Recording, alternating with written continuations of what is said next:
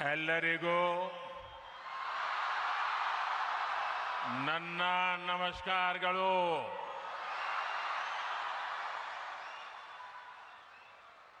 रामकृष्ण मठ और रामकृष्ण मिशन बेलूर मठ के अध्यक्ष परम पूज्य स्वामी गौतमानंद जी महाराज, श्री रामकृष्ण आश्रम मैसूरू के अध्यक्ष पूज्य स्वामी मुक्तिदानंद जी, रामकृष्ण मठ और रामकृष्ण मिशन के ट्रस्टी पूज्य स्वामी यादवेंद्रानंद जी, राज्यपाल श्री थावरचंद गहलोत जी, मुख्यमंत्री श्री D.K. शिव कुमार जी, सांसद यदुवीर कृष्णदत्त चामराज वाडियार जी, विधायक विजेंद्र येदियुरप्पा जी, के हरीश गौड़ा जी, अन्य महानुभाव, पूज्य संतगण और भाइयों और बहनों,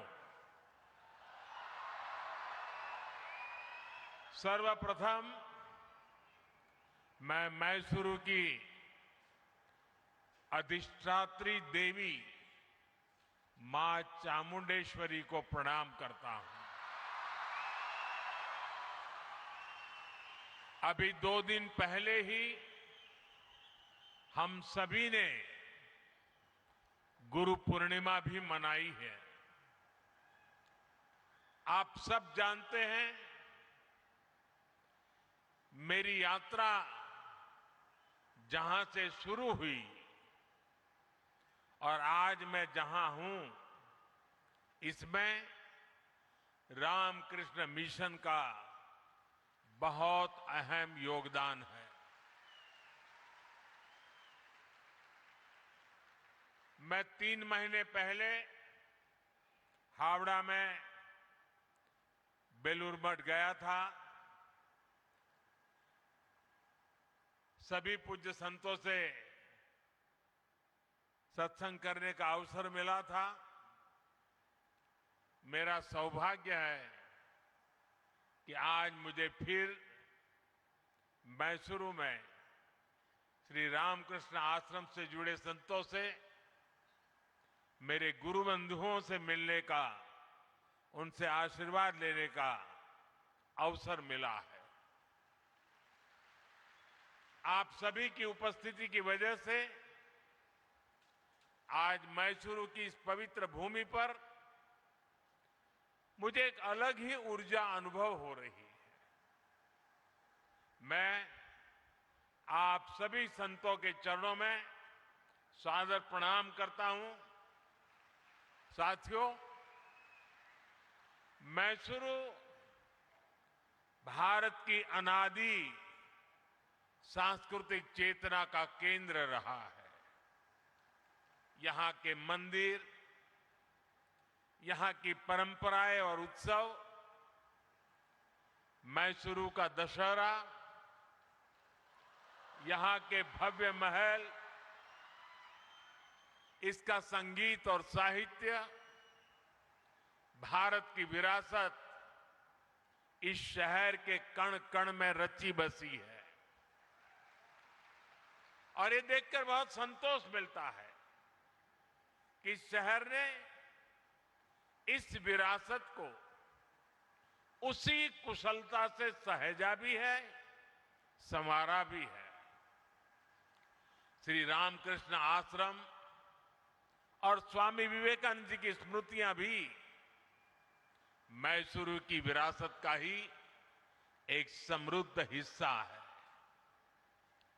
कुछ देर पहले मैं उस ऐतिहासिक भवन में भी गया था जहां स्वामी विवेकानंद जी ने अपने प्रवास के दौरान कुछ समय बिताया था। कर्नाटका के कितने ही विद्वान और मनीषी इस स्थान से जुड़े रहे हैं। राष्ट्र कवि कुवेंपु जैसे महापुरुष जब मैसूर में थे, उनका भी रामकृष्ण आश्रम से गहरा जुड़ाव था। आज Swami Vivekananda cultural youth centre यानी विवेक स्मारका के उद्घाटन के जरिए हम इस मिशन को नया विस्तार दे रहे हैं। इसके लिए मैं श्री रामकृष्ण आश्रम और इसके जुड़े सभी विद्वानों को हार्दिक बधाई देता हूं। साथियों, व्यक्ति से विभूति का निर्माण एकाएक नहीं होता।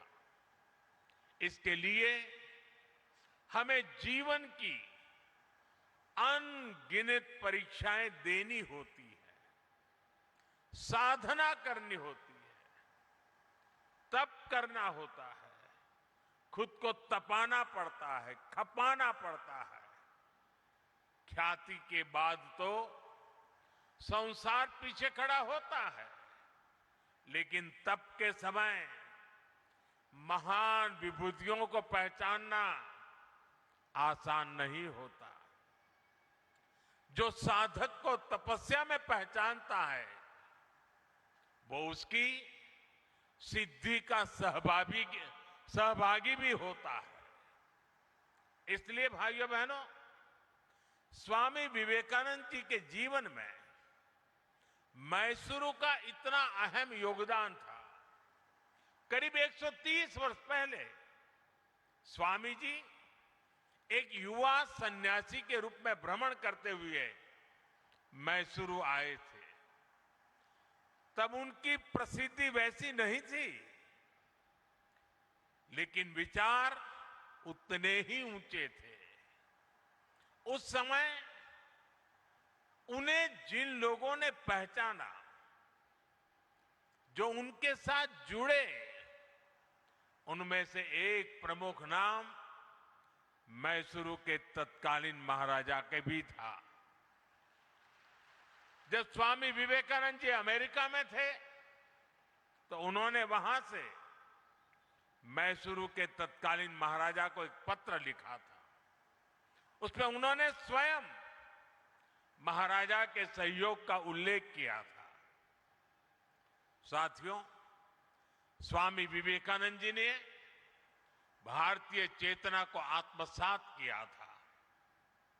उन्होंने शास्त्रों को आत्मसात किया था, जो कहते हैं परम परोपकारार्थ यो जीवति स जीवति, अर्थात वास्तव में वही जीता है जो दूसरों के लिए जीता है।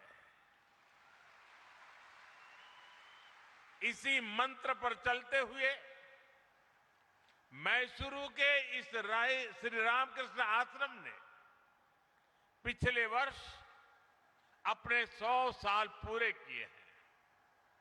शिक्षा और स्वास्थ्य से जुड़ी सेवाएं हो या प्राकृतिक आपदा में राहत कार्य, श्री रामकृष्ण आश्रम ने स्वामी विवेकानंद जी की विरासत को जीवंत रखा है। मुझे विश्वास है विवेक स्मारका साधकों और श्रद्धालुओं के लिए आत्मिक उत्थान का एक तीर्थ बनेगा। स्वामी विवेकानंद जी की प्रेरणा थी शिव ज्ञाने जीव सेवा, यानी जीव की सेवा ही शिव की सेवा है। हमें इस विवेक स्मारक में इसलिए ऐसे युवाओं को गढ़ना है जिनके लिए समाज और राष्ट्र के हित, गरीब वंचित के दुख अपने सुख दुख से ऊपर हो, जिन युवाओं के लिए राष्ट्र प्रथम ही सर्वोपरि मंत्र हो, मां भारती की सेवा ही जिनका जीवन लक्ष्य हो। साथियों, स्वामी विवेकानंद जी युवाओं की शिक्षा को राष्ट्र निर्माण का मजबूत आधार मानते थे। उन्होंने स्वयं ये देखा था कि कैसे दुनिया के देश अपने युवाओं को शिक्षित बना रहे हैं। लेकिन दुर्भाग्य से तब भारत गुलाम था। भारत के युवा भी गुलामी की जंजीरों में जकड़े हुए थे। उस दौर से लेकर अब तक भारत के युवा ने एक लंबी यात्रा तय की है। भारत का जो युवा कभी जंजीरों में था, आज वो युवा दुनिया के विकास को गति दे रहा है। आज भारत की अर्थव्यवस्था सबसे तेजी से आगे बढ़ रही है। किसकी वजह से? भारत के युवाओं के सामर्थ्य से। आज भारत में दुनिया की तीसरा सबसे बड़ा स्टार्टअप इकोसिस्टम है। किसकी वजह से? भारत के युवाओं के सामर्थ्य से। आज भारत दुनिया का दूसरा सबसे बड़ा मोबाइल फोन निर्माता बन चुका है। किसकी वजह से? भारत के युवाओं के सामर्थ्य से। आज भारत से बने डिजिटल सॉल्यूशंस दुनिया के अनेक देशों के लिए प्रेरणा बन रहे हैं। किसकी वजह से? भारत के युवाओं के सामर्थ्य से। आज भारत सेमीकंडक्टर मैन्युफैक्चरिंग की नई यात्रा पर तेजी से आगे बढ़ रहा है। किसकी वजह से? भारत के युवा के सामर्थ्य से। आज Bharat AI, deep-tech, space, technology और इनोवेशन के नए अध्याय लिख रहा है। किसकी वजह से? भारत के युवाओं के सामर्थ्य से। अभी कुछ दिन पहले ही हमने देखा है, भारत के युवाओं ने अंतरिक्ष में कमाल कर दिया है। पहली बार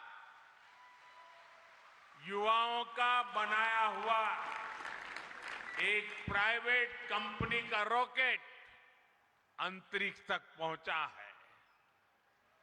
आज कोई भी सेक्टर हो, भारत का युवा अपना दम खम दिखा रहा है। हम सभी अपने आसपास देख रहे हैं, आज छोटे से छोटे व्यवसाय में लगा युवा भारत की डिजिटल इकोनॉमी को आगे बढ़ा रहा है। वो मुद्रा लोन के जरिए नई शुरुआत कर रहा है। वो देश की स्टार्टअप रिवॉल्यूशन को लीड कर रहा है। आत्मनिर्भर भारत का अभियान हो, मेक इन इंडिया का अभियान हो, इसकी सफलता के पीछे भारत के युवाओं की ही ताकत है।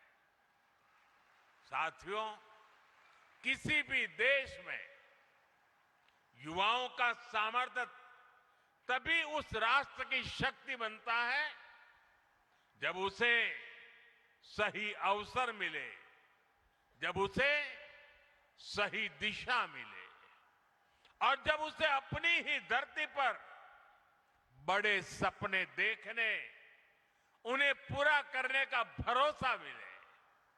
और इसमें बहुत बड़ी भूमिका हमारे शिक्षा संस्थानों की होती है।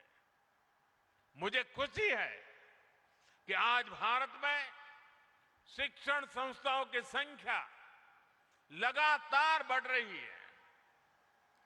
पिछले 12 वर्षों में 650 से ज्यादा नई यूनिवर्सिटीज बनी है। पिछले 12 वर्षों में करीब 14,000 नए कॉलेज बने हैं।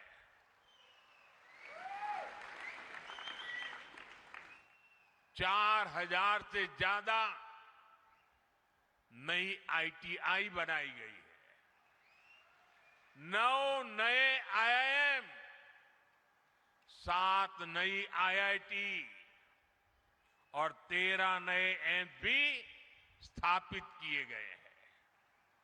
आज देश में MBBS की सीटें करीब 1,40,000 हो चुकी है। मेडिकल कॉलेजों की संख्या बढ़कर 823 हो गई है। साथियों, एक और हम एजुकेशन इंफ्रास्ट्रक्चर को मॉडर्नाइज कर रहे हैं, साथ ही शिक्षा व्यवस्था को भी आधुनिक जरूरतों के हिसाब से ढाला जा रहा है। नेशनल एजुकेशन पॉलिसी भारत के युवाओं को 21वीं सदी के अनुरूप तैयार करने का माध्यम बन रही है। साथियों, स्कूली शिक्षा में भी बड़े स्तर पर काम हुआ है। देश भर में 14,000 से ज्यादा PM श्री स्कूल विकसित किए गए हैं। शिक्षा केवल किताबी न रहे, बच्चों में इनोवेशन और साइंटिफिक टेम्परामेंट विकसित हो, इसके लिए 10,000 से ज्यादा अटल टिंकरिंग लैब स्थापित हुई है। साथियों, स्वामी विवेकानंद जी राष्ट्र उत्थान के लिए शिक्षा के साथ साथ समानता को भी उतना ही अहम मानते थे।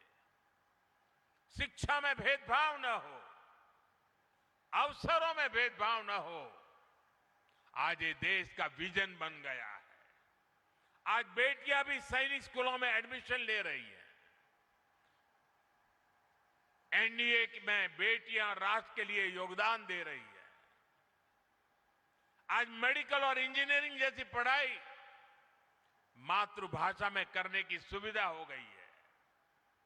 इससे भाषा के आधार पर अवसरों में होने वाले भेदभाव पर लगाम लग रही है। साथियों, युवा शक्ति का स्वास्थ्य अनुशासित और आत्मविश्वास से भरे रहना उतना ही जरूरी है। जो देश खेलों को महत्व देते हैं, वहां के युवाओं में इन तीनों गुणों का तेजी से विकास होता है। इसलिए आज खेलों को राष्ट्र निर्माण की एक महत्वपूर्ण धारा के रूप में देखा जा रहा है। खेलो India, youth games, university games, para games और विंटर गेम्स जैसे आयोजनों ने देश भर के युवाओं को अपनी प्रतिभा दिखाने का मंच दिया है। आज देश भर में आधुनिक स्पोर्ट्स इंफ्रास्ट्रक्चर का विस्तार हो रहा है। खेलो इंडिया सेंटर के माध्यम से सुविधाएं बढ़ रही है। गांवों से लेकर छोटे शहरों तक नई प्रतिभाओं की पहचान की जा रही है। और साथियों, आज इस अभियान के परिणाम भी साफ साफ दिखाई दे रहे हैं।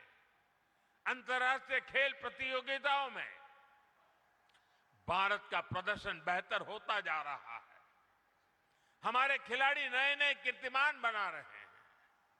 हमारी बेटियां देश का गौरव बढ़ा रही हैं। साथियों, स्वामी विवेकानंद जी की तरह हमें विवेक का स्मारक बड़े उद्देश्य के लिए कार्य करने की प्रेरणा देता है। ऐसे स्थान पर मैं हमारे युवाओं से आग्रह करना चाहता हूं। साथियों, मैसूरू को अक्सर भारत के सबसे स्वच्छ शहरों में स्थान मिला है। मैं इसके लिए यहां के लोगों को हृदय से बधाई देता हूं। क्या इस अवसर पर हम ये संकल्प ले सकते हैं कि भविष्य में स्वच्छता के संकल्प को निरंतर मजबूत करते रहेंगे? हमें यहां की प्राकृतिक संपदाओं को संरक्षित करना चाहिए। हमें पर्यावरण से जुड़े संकल्प लेने चाहिए। हमें पानी की हर बूंद बचाने के लिए मिशन मोड में काम करना होगा। साथियों, आज ही यहां वाल्मीकि रामायण के कन्नड़ा अनुवाद का विमोचन भी हुआ है। मैं कन्नड़ा भाषा से जुड़ी एक अपील भी करना चाहता हूं। कर्नाटका महान लेखक और कवियों की धरती है। कन्नड़ा भाषा, कन्नड़ा भाषी लोग हमेशा से पढ़ने की संस्कृति के लिए जाने जाते हैं। स्मार्टफोन के इस युग में इस स्वभाव को और बढ़ावा मिलना चाहिए। क्या हम युवा पीढ़ी को कन्नड़ा साहित्य से गहराई से जुड़ने के लिए प्रेरित कर सकते हैं? साथियों, मैसूरू अपने सिल्क, चंदन और हस्तशिल्प के लिए प्रसिद्ध है। जब भी हम किसी को उपहार दें तो क्या हम ये सुनिश्चित कर सकते हैं कि वो किसी भारतीय के हाथों और पसीने से बनी चीज हो? इससे हमारी संस्कृति को बढ़ावा मिलेगा, साथ ही एक और परिवार को आर्थिक सहायता भी मिलेगी। साथियों, स्वामी विवेकानंद जी ने जिस तरह के भारत का सपना देखा था, उसे पूरा करने का दायित्व आज की पीढ़ी पर है। मुझे विश्वास है विवेका स्मारक इसके लिए एक ऊर्जा स्रोत का काम करेगा। मैं एक बार फिर यहां एकत्र पूज्य संत जनों, गुरु बंधुओं और मैसूरू के लोगों को नमन करते हुए मेरी वाणी को विराम देता हूं। आप सबका बहुत बहुत धन्यवाद।